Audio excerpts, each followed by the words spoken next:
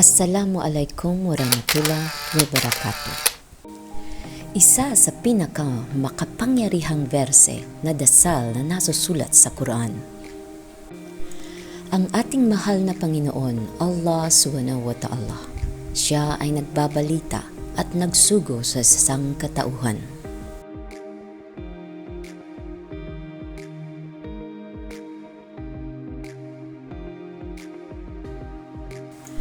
Ang bawat dasal ay tinatanggap at sinasagot ni Allah Subhanahu wa Ta'ala. Ang sabi ng ating mahal na propeta, Nabi Muhammad sallallahu alaihi wasallam, walang mga tagapasunod ni Allah Subhanahu wa Ta'ala ang nagdarasal na hindi ipagkakaloob ni Allah Subhanahu wa Ta'ala anuman ang kanyang kailangan. At kung hindi man, pagkakalooban din po tayo ng isang bagay na katumbas ng ating kahilingan. O kaya naman ay ilalayo tayo sa isang kalamidad o kung alin man sa tatlong bagay. Ipagdasal po natin ang mga bagay halimbawa ng, O Allah, gusto ko pong trabaho na ito. O Allah, gusto ko pong yumaman. O Allah, gusto ko pong magkaanak. At kung tayo po ay seryoso, sincere, at taimtim mula sa puso, at ang mga kondisyon na napapaloob sa dasal natin na naaayon sa mga alinsunod ni Allah Subhanahu wa Ta'ala, ang dasal na nabanggit, ay walang anumang sagabal. At makakaasa po tayo na ang ating dasal ay sasagutin ni Allah Subhanahu wa Ta'ala. Minsan po ay iba't ibang paraan kung ano at paano ang sagot sa ating mga dasal.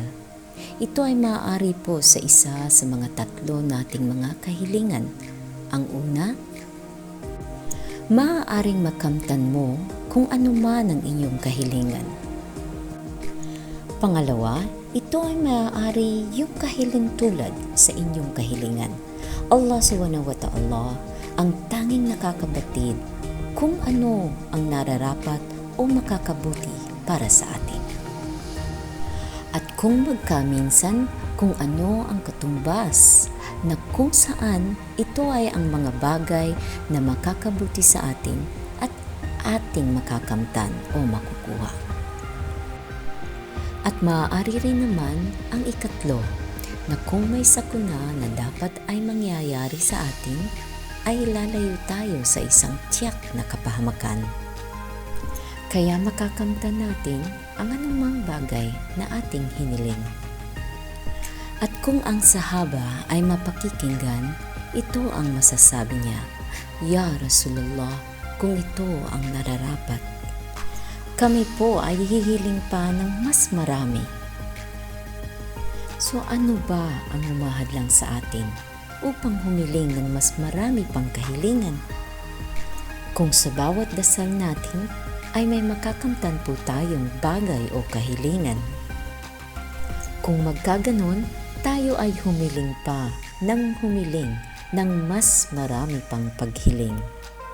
At ang ating minamahal na propeta, Nabi Muhammad sallallahu alaihi wasallam, napangiti at nagsabi, Ya Allah Subhanahu wa Ta'ala, Siya ay higit pa sa kung anumang kahilingan ninanais natin. Kaya mga minamahal kong mga kapatid, huwag po tayong maging kuripot sa ating pagdarasal. Ang propeta, Nabi Muhammad sallallahu alaihi wasallam ay nagsabi na ang pinakakuripot na tao ay ang mga taong napakakuripot magdasal.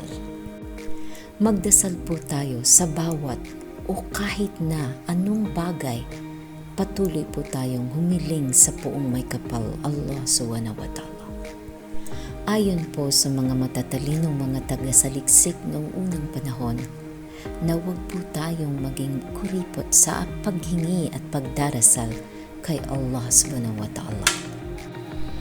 Kung sa mga naging anak at angkan ni Nabi Adam, na kung para sa kanila mas marami kang kahilingan, mas tumitindi naman ang kanilang pagiging iritado sa inyong walang katapusang paghiling. Ngunit para kay Allah subhanahu wa ta'ala, sa Kanya po tayo humihiling, mas maraming kahilingan, mas minamahal po tayo ni Allah subhanahu wa ta'ala. Ngunit kung sa mga anak at kalahi ni Nabi Adam tayo ay humiling, mas maraming kahilingan, mas lalong ayaw nilang magkaroon ng kahit na anong kaugnayan sa atin ang mga ito. Kahit ang pinakamatalik mong kaibigan, gaano mo maaasahan sa paghingi ng tulong bago siya mapagod sa pagbigay ng tulong sa iyo? Pero sa ating minamahal na Panginoon Allah subhanahu wa ta'ala, mas maraming kahilingan sa Kanyang mga tagapasunod ay mas lalo tayong Kanyang minamahal. Sa aking pagtatapos, narito ang isa sa loob ng pinakakilalang kasabihan ng Aisha radhiyallahu anha, na siyang ating ina at ang pinakamamahal na kabiyak ng ating mahal na propeta Nabi Muhammad sallallahu alaihi wasallam na nagsasabi, kunin po natin isang halimbawa, ang isang sitwasyon. Kung sa pagkakataon mapatid ang inyong tali ng sapatos, hilingin mo at ipagdasal kay Allah subhanahu wa ta'ala na bigyan ka ng bagong tali ng sapatos. Dahil kung ipahihintulot ni Allah subhanahu wa ta'ala ayon sa Kanyang kagustuhan, hindi ka magkakaroon ng bagong tali ng sapatos. Ang punto po ng argumentong ito ay huwag po nating ipagwalang bahala ang pagdarasal. Balikan po natin, kung ang tali ng inyong sapatos ay napatid, magdasal ka, Ya Allah, bigyan niyo po ako ng isa pang bagong tali ng sapatos. Sa anumang paraan o sitwasyon ang ating paghingi ng tulong, yan po ay hindi punto ng ating halimbawa. Ang pinakaimportante para sa mata ni Allah subhanahu wa ta'ala ay ang paghingi mo ng tulong ng paulit-ulit ay nagpapatunay lang na ipinapakita mo na ikaw ay isang nananampalataya at si Allah subhanahu wa ta'ala ang iyong poong may kapal. Sa pamamagitan nito ay ipinakikita natin kay Allah subhanahu wa ta'ala na kailangan natin ng lahat ng Kanyang tulong at presensya. Kaya okay lang po na humiling tayo ng paulit-ulit sa kung anumang pangangailangan natin. Kaya humiling tayo ng malaki o maliit man na pangangailangan at maging sa pangangailangan natin sa ating huling hantungan. At ang lahat ng ating pangangailangan sa mundong ibabaw. At huwag po tayong huminto at ipagpatuloy lang po natin ang paghiling sa Panginoong Allah subhanahu wa ta'ala. Dahil sa mas marami pa at paulit-ulit na paghiling natin sa Kanya ay lalo po tayong mamahalin ng may kapal, Allah subhanahu wa ta'ala. Kaya sa ating kasalukuyang hinaharap sa napakalaking suliranin ng bansa at buong mundo, halina't magdasal at humingi tayo ng tulong ng awa at proteksyon kay Allah subhanahu wa ta'ala. Tulad din ang mga kinaharap ng mga naapektuhan sa pagsara ng isang network sa ating bansa, huwag po nating isipin ang lahat ng masasama. Maaaring nangyayari ito dahil may mas mabuting plano ang mahal na Panginoon Allah subhanahu wa ta'ala. Walang mabuting ikadudulot ang paglaban sa anumang nakatakdang mangyari. Tanggapin ito ng maluwag sa loob at insyaAllah, palagi pong nakamasid sa atin ang ating mahal na Panginoon Allah subhanahu wa ta'ala. Hindi po natin masusolusyonan ang anumang suliranin ng mas maraming pagbatikos at pagsalungat sa ating gobyerno, bagkus maaaring lalong lumala ang sitwasyon at dumanas ng mas mahirap na kakaharaping problema at suliranin. Halina't magkaisa po tayo at magdasal sa ikabubuti ng ating sambayanang Pilipino, at magkaisa sa magandang layunin at hadikain ng ating mahal na Pangulong Duterte.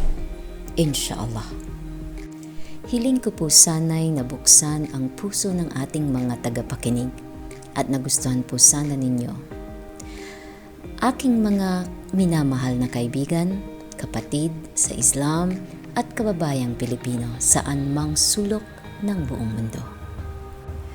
Kung nais niyo pong makatanggap ng mga bagong update sa aming channel, Islam TV Pilipinas mula kay Cecile Bay R Vlog, paki-subscribe na lang po and hit the bell button.